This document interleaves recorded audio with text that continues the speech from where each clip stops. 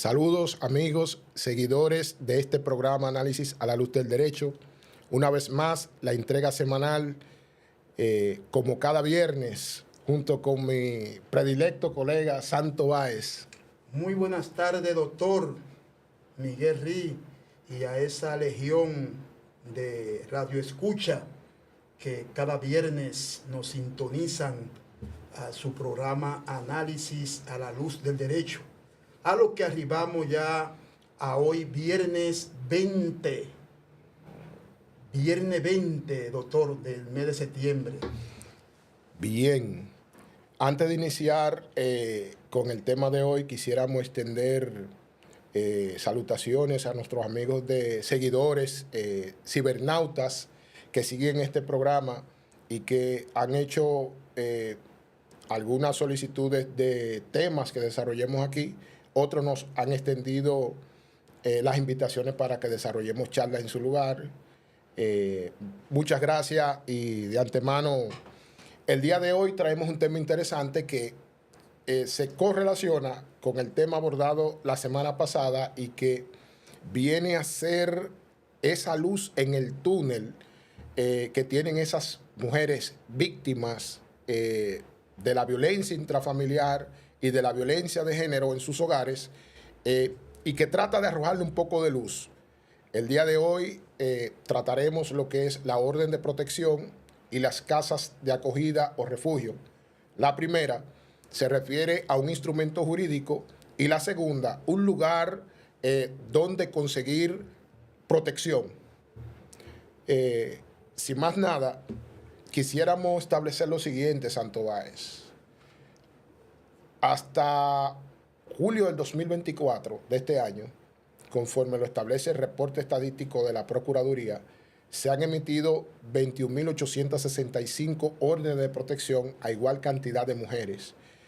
Todo esto correlacionado con las denuncias interpuestas por ella durante este mismo periodo, que ascendieron a un total de 39.718. 35.000 y algo por violencia de género, violencia intrafamiliar, y 4.376 por delitos sexuales, que también se toman como parte de la violencia, como elementos que evidencian la ejecución de la violencia contra ella, porque todo lo que no es deseado, todo lo que no es consensuado por ella, es un acto violento. Bastante casos. Es un acto violento. Pues nada, como usted ya conceptuó el tema de hoy viernes, la orden de protección y casa de acogida o refugio. Vamos a iniciar, a entrar en materia con lo que es el contenido. Vamos a la primera pregunta, licenciado Miguel Rí. ¿Cuáles derechos le asisten a las víctimas de la violencia de género y violencia intrafamiliar? Bien, las mujeres y los miembros de la familia, principalmente las mujeres, que es la parte más vulnerable, y los hijos, la ley ha dispuesto que las víctimas tienen derecho a recibir protección de las autoridades, conforme lo establece el legislador en el artículo 84.3 del Código Procesal Penal. Y el Ministerio Público está en la obligación de tramitar esas solicitudes de protección. La víctima se lo requiere. Mire, yo tengo mi vida en peligro, yo no quiero volver a esa casa.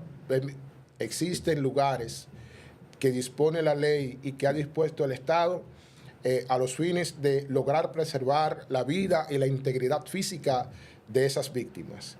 Es en tanto de que el Ministerio Público, tratándose de resolver el caso a través de los tribunales o darle curso al proceso penal y sancionar a este agresor, si solicita medidas de coerción como presentación periódica y garantía económica, donde ese agresor estaría nuevamente en la calle, entonces ha de solicitar conjuntamente una orden de protección. Y si no, si el asunto tiene premura y es de una extrema necesidad, entonces a través de lo que es la Oficina Judicial de Atención Permanente de los Juzgados de Primera Instancia, el Ministerio Público solicita una rápida intervención para que sea emitida una orden de protección judicial que contenga específicamente ese mandato de ingresar a esa víctima a una casa de acogida. Es en esas condiciones que la orden de protección, para que nos podamos entender, sí, es un instrumento jurídico que ha dispuesto el legislador en beneficio de una víctima y es dictado por un juez un juez de la instrucción. Es dictado por un juez de la instrucción en favor de víctimas que están afectadas por los estragos de la violencia, ya sea contra ella en su razón de género o contra la familia, y para protegerla a ella, su integridad física y también proteger sus bienes. Ella se ha dispuesto esa orden de protección, pero también, aparte de protegerla a ella, viene a proteger los bienes de ella o los bienes de la familia, para evitar que sean destruidos, para evitar que sean vendidos, que sean ocultados por el agresor como represalia.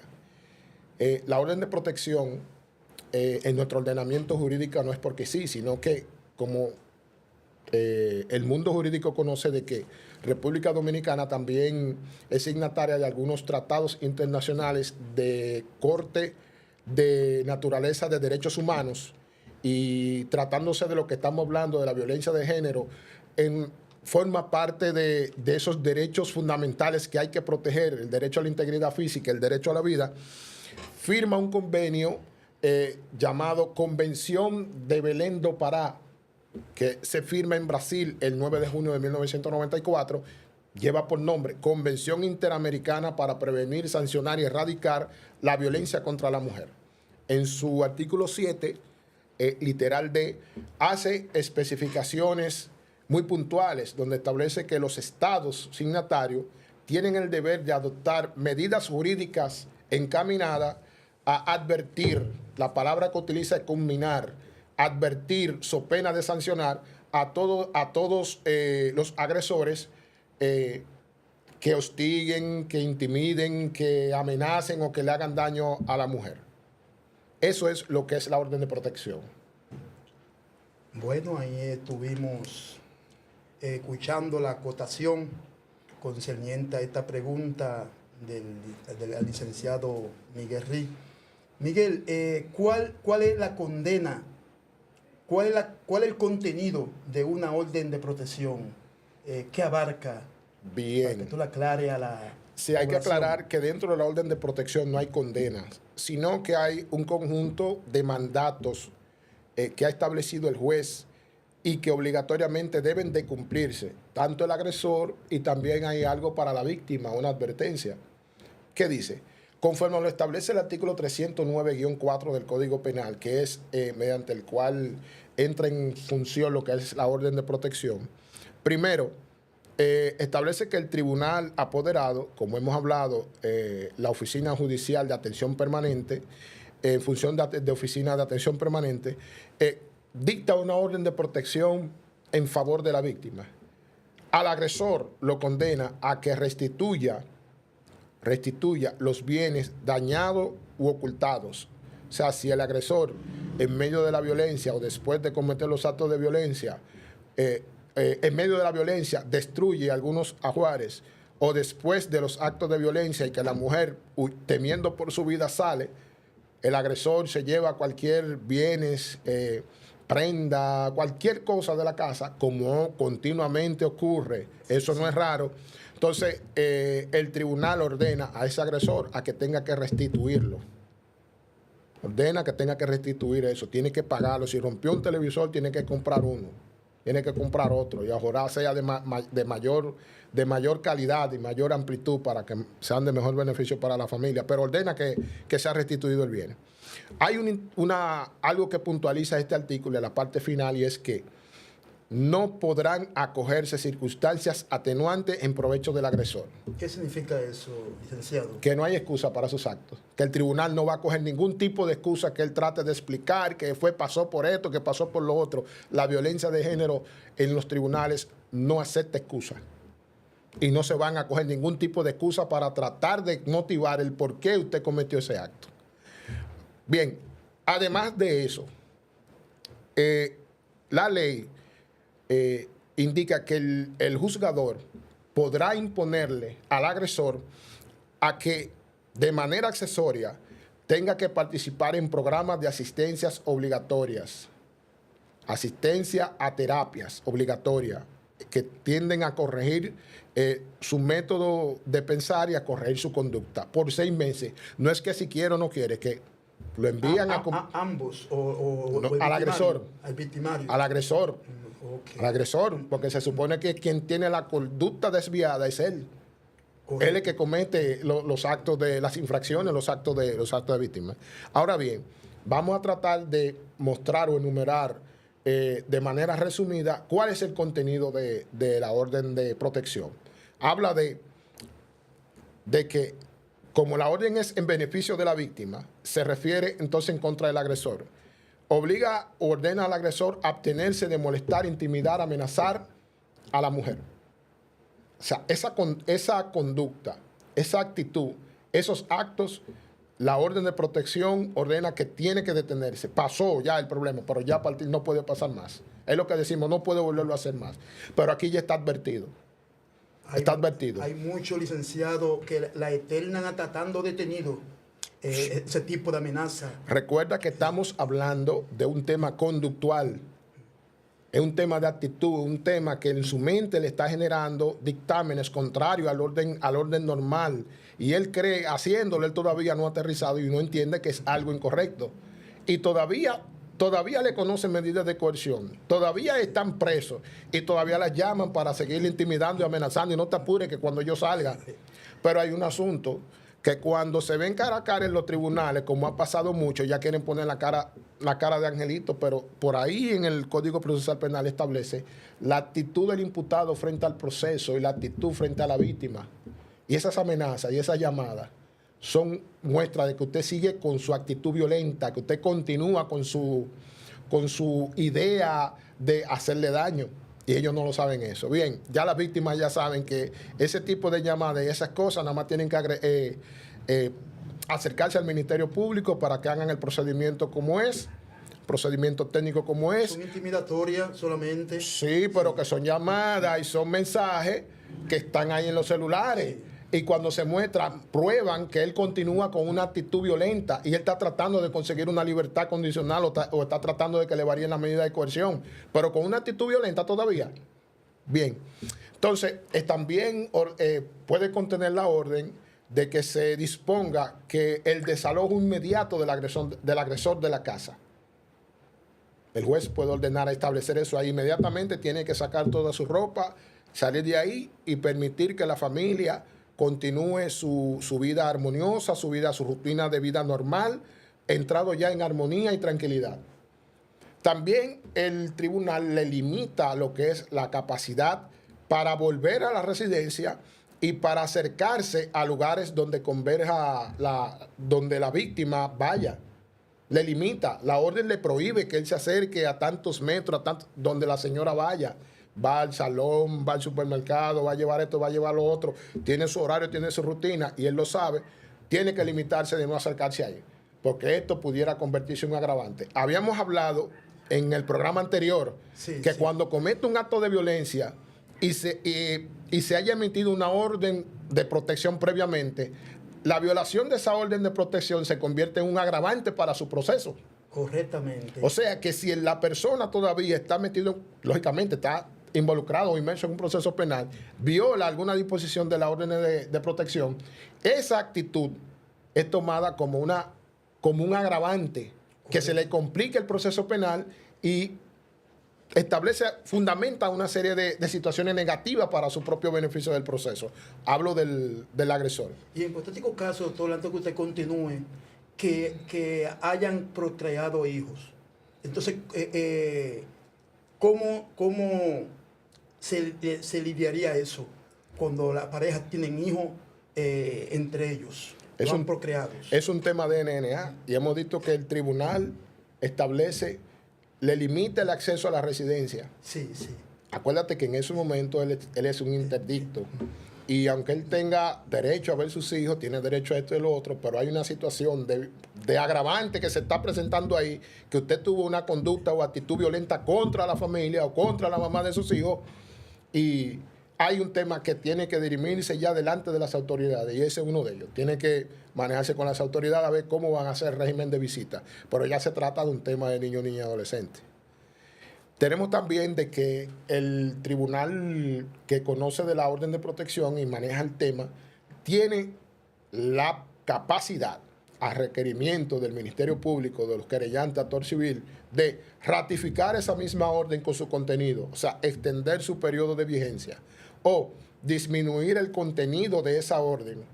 Por ejemplo, lo que usted acaba de decir, si hubo un cambio conductual en el agresor, se comprobó ante el tribunal puede, ese limitante de no acercarse a la casa, se lo puede quitar de la orden para permitirle un acceso por un periodo de tiempo prolongado, o sea, por 1 hora, 2 horas, entró, se fue, ahí se determinaría eso ahí. O de la parte contraria, el tribunal puede aumentar el contenido de las restricciones que ha de contener esa orden de protección. Puede aumentarla. Algo que no había, se lo agrega. Usted siguió con su conducta agresiva, pero no ha pasado. Entonces, tiene prohibido hacer esto. Es así, es preocupante esta situación de lo que es la orden de protección y la casa de acogida. Doctor, en los últimos meses han sido asesinadas varias mujeres de manos de parejas y exparejas, donde las víctimas han tenido orden de protección y su pareja han tenido orden de alejamiento, que ahí también puede encajar esa parte. ¿Qué se puede contextualizar en esa parte?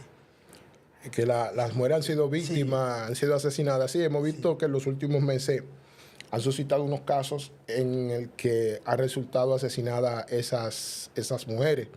Y sale a relucir de que el agresor había una orden de protección.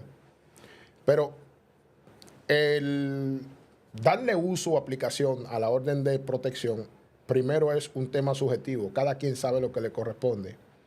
Y también la orden de protección son vigiladas por los tribunales.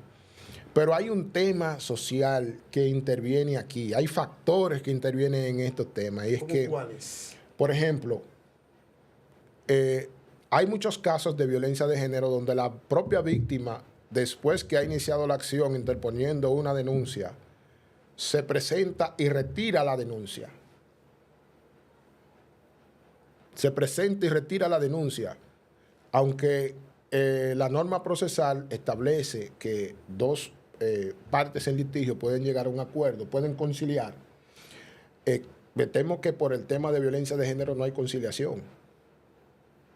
Pero ellos concilian y arreglan las situaciones supuestamente fuera de, y sabemos que intervienen, que hay ofrecimiento de dinero, que hay arreglo económico, que hay arreglo otro, pero ha habido arreglo en la actitud, en la conducta agresiva. No, se disimula, porque como usted ha expresado, a los pocos meses la víctima, la mujer, ya no es golpeada, ya no es amenazada, ya no es trujada, la encuentran en un charco de sangre o la encuentran estrangulada. ¿Por qué? Porque no supo mantener el temperamento del lugar para que la violencia cesara. No supo mantener. Vamos a hablar, por ejemplo, la ley ha dispuesto lo que se llaman las casas de acogida, en la que para esas mujeres víctimas de violencia de género, violencia intrafamiliar, le brinda su apoyo, las reciben. Hay casas de acogida que son provisionales o de emergencia, que tienen estadía ahí por 12 horas o 24 horas, extensible hasta una semana, para ver cómo se va organizando la vida y la situación de esa persona. Y hay otras y dentro de la misma casa de acogida o refugio hay otra modalidad, que es la modalidad modelo, refugio modelo. Pero en sí, en esa misma parte, o sea, ¿cuál es el papel entonces de Ahí voy a explicarla, Sí, Ese refugio modelo, la permanencia es por alrededor de 30 días. un mes? Un mes, pero es prorrogable hasta 3 meses. La permanencia, ya las víctimas no se llaman víctimas, sino se llaman usuarias. Al ingresar ahí, al ingresar a ese programa, son usuarias que permanecen ahí por 3 meses máximo. Tienen su cantidad de ocupaciones. Al día de hoy, hay aproximadamente 14 casas de refugio en el país, de las cuales, conforme las fuentes estadísticas del Ministerio de la Mujer, hablan de un albergue de aproximadamente 1.566 mujeres protegidas de sus agresores. Dentro de ese número hay 816 usuarias, mujeres, que están diseminadas en distintas partes. Que sobre ese detalle te voy a acotar algo. Y es que las casas de acogida están protegidas por una resolución que establece o dictamina o ordena la confidencialidad de su ubicación, la confidencialidad de su manejo ahí dentro. O sea, detalles particulares, puntuales, no pueden ser revelados, ni su ubicación, ni su localidad, y los nombres de las personas que trabajan ahí, del personal que trabaja ahí, también están protegidos por eso. Se protege hasta el nombre de las usuarias y de los niños que la acompañan, porque la casa de acogida no solamente reciben a la mujer, sino que reciben a los niños y niñas menores de 13 años. Y hay casos también donde reciben a los adolescentes, porque la mamá no lo va a dejar a la intemperie y el Estado tampoco va a permitir que le pase algo a los niños. Pero ¿cuáles son las facilidades que recibe la mujer ahí dentro? Conforme ellos ofrecen asistencia legal a la víctima. Esa asistencia legal consiste en que, iniciado el proceso penal, el Ministerio de la Mujer le asigna un abogado para que le dé seguimiento a ella y la acompañe a los actos del proceso. En cada una de las etapas jurisdiccionales, en cada una de las audiencias, ella tiene una abogada que se va a encargar de su caso o un abogado que se va a encargar de su caso para que ella sienta el apoyo. Y es gratuito. Correcto, entonces es gratuito. Eso significa que el Ministerio de la Mujer y la Procuraduría General de la República son los entes para darle manejo a lo que es la casa de acogida. Hay un consejo que dirige todo eso, y hay una persona, un representante de cada uno de esos organismos que dirige todo este andamiaje. Pero aparte de la asistencia legal, las mujeres reciben asistencia psicológica, que es muy interesante. Las orientan, profesionales de la conducta la orientan y si necesitan, de acuerdo al proceso emocional que estén atravesando, también le brindan esa asistencia, ese proceso hasta llevarla a que mejore su condición emocional y todo eso. Hay una asistencia continua. Licenciado, esa parte es interesante porque ahí ellas van saliendo renumeradas de que no van a caer siendo presas otra vez de su bastardo. La orientan, la ayudan a conocer ella y a tratar de sobrellevar y sobrepasar todas esas dificultades, porque nada más hay que estar adentro de ese túnel oscuro para saber. Ni tú ni yo conocemos a profundidad, o sea, de manera interna, lo que pasa a una mujer que está inmersa en una situación de violencia contra ella por ser mujer o una situación de violencia intrafamiliar. Habíamos hablado todos los elementos que definen cada uno de estos aspectos, lo que es una violencia contra la mujer y violencia intrafamiliar, y cómo se manifiesta dentro del hogar para identificarla. Que a veces no solamente tirándole un golpe o dándole un golpe quiere decir violencia, hasta restringiendo, como lo había dicho, restringiendo los recursos, ocultando los objetos de la casa, que es de uso común de la familia, llevando un clima de intranquilidad en la casa, eso es violencia. Eso es violencia. Y hay un tema hay un tema que se trata de manera interna sobre la mujer, que tienen que aprender a que su vida no vale los 2 pesos que le ofrece el agresor después que la agrede, después que la golpea, por trasmano o directamente le ofrecen 2 pesos para que deje la cosa así. Pero entonces tiene el resultado que usted y yo abordamos hace un rato respecto a los resultados de coger esos 2 pesos. Después de los 2 pesos viene el charco de sangre. Yo diría, licenciado Rick, que en esa misma tesitura, como usted dice que tienen personal de psicología y tienen personal del área de legal, el papel que debe desempeñar en el aspecto legal es concientizar a esa víctima de que no entre en ningún tipo de negociación, como usted acaba de decir, que en violación de género y violencia intrafamiliar a la víctima no hay conciliación. Exacto, pero hasta que no se presente en el victimario un cambio de conducta. Un cambio de conducta. Pero es que también, hay un tema también, es una parte interna de la víctima, de la mujer, que debe de comprender o tener un poco más de valor o cuidado hacia su vida y hacia su integridad física, porque le deja pasar el primer trompón, le deja pasar los primeros actos o las primeras actitudes violentas, y después son los familiares de ella que la van a ir a ver al cementerio, porque no se está viendo otra salida, no se está viendo otro cambio, no se está viendo una salida a nivel de ellos, a nivel del agresor, a nivel del cambio de conducta. ¿Me entiendes? El cambio tiene que iniciar primero por ella. Lo cierto es que ese victimario, ese agresor, no acepta de que ella se reconcilie con otra pareja. Porque en mayoría de casos, como estábamos hablando, en su mayoría, yo me atrevo a asegurar que son parejas. La ley involucra a quienes están involucrados en el tema de la violencia de género. Y es como te digo, son factores internos de cada quien. Muchas veces, aunque la persona, el agresor, da muestra, da indicios, pero los que están alrededor no conocen los pensamientos de ese que está ahí, que ha orquestado algo. Ayer o antes de ayer estaba yo viendo en las redes sociales un hombre que se desmontó de un motor y sin media palabra se comió a trompar a una mujer encima de un motor. Después vi que le iban a conocer medidas de coerción. Pero la forma tan salvaje como ese hombre le entró, no fue... Hay que saber el contexto de ahí adentro, pero como quiera, no hay justificación.